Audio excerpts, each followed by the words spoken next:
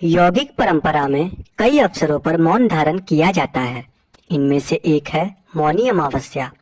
मौन का अभ्यास करने और मौन होने में अंतर है। अस्तित्व की हर वह चीज जिसको पांचों इंद्रियों से महसूस किया जा सके वह दरअसल ध्वनि की एक गूंज है। हर चीज जिसे देखा, सुना, सूंघा जा सके, जिसका स्वाद लिया जा सके या जिसे स्पर्श किया जा सके, ध्वनि या नाद का एक खेल है। मनुष्य का शरीर और मन भी एक प्रतिध्वनि का कंपन ही है, लेकिन शरीर और मन अपने आप में सब कुछ नहीं है। वे तो बस एक बड़ी संभावना की ऊपरी परत पर है। बहुत से लोग ऊपरी परत के नीचे नहीं दिखते। वे दरवाजे के चौखट पर बैठकर पूरी जिंदगी बिता देते हैं, लेकिन दरवाजा अंदर जाने के लिए होता है। इस दरवाजे के आगे जो चीज है उसका अनुभव करने के लिए चुप रहने का अभ्यास ही मौन कहलाता है।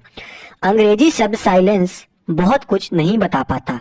संस्कृत में मौन और निशब्द दो महत्वपूर्ण शब्द है। मौन का अर्थ आम भाषा में चुप रहना होता है, यानी आप कुछ बोलते नहीं हैं। निशब्द का मतलब है जहाँ शब्द व ध्वनि नहीं है, शरीर, मन और सारी दृष्टि के परे। ध्वनि के परे का मतलब ध्वनि की गैर मौजूदगी नहीं, बल्कि ध्वनि से आगे जाना है। ध्वनि सतह पर होती है, मौन अंतरतम में होता है। अंतरतम में ध्वनि बिल्कुल नहीं होती है। ध्वनि की अनुपस्थिति का मतलब कंपन और गूंज, जीवन और मृत्यु, यानी पूरी सृष्टि की अनुपस्थिति। अनुभव में सृष्टि के अनुपस्थित होने का मतलब है सृष्टि के स्रोत की व्यापक मौजूदगी की ओर बढ़ना। ऐसा स्थान जो सृष्टि के परे हो, ऐसा आयाम जो जीवन और मृत्यु के परे हो, मौन या निशब्द कहलाता है। मौन का अभ्यास करने और मौन होने में अंतर है। अगर आप किसी चीज का अभ्यास कर रहे हैं तो निश्चित रूप से आप वह नहीं हैं। अगर आप पूरी जागरूकता के साथ मौन में प्रवेश करने की चेष्टा करते हैं तो आपके मौन होने की संभावना बनती है। मौनी अमावस्या शरद संक्रांति के बाद की दूसरी या महाशिवरात्रि से पहले की अमावस्या होती है। यह बात हमारे देश के किसान भी जानते हैं कि अमावस्या के दौरान बीजों का अंकुरण और पौधों का विकास मंद हो जाता है।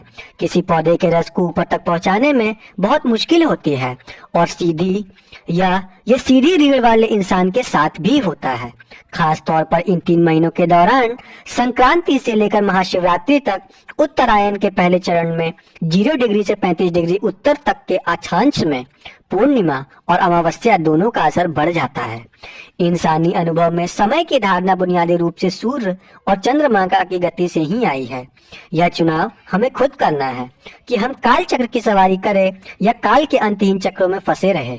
यह समय और यह दिन सबके परे जाने का एक अनुपम अवसर प्रदान करता है। दोस्तों, मौनी अमावस्या का पर्व हम 18 जनवरी को सुबह स्नान के समय मनाने वाले हैं। मौनी अमावस्या से जुड़ी जानकारी आपको कैसी लगी? आप अपनी राय कमेंट सेक्शन में हमें जरूर बताना।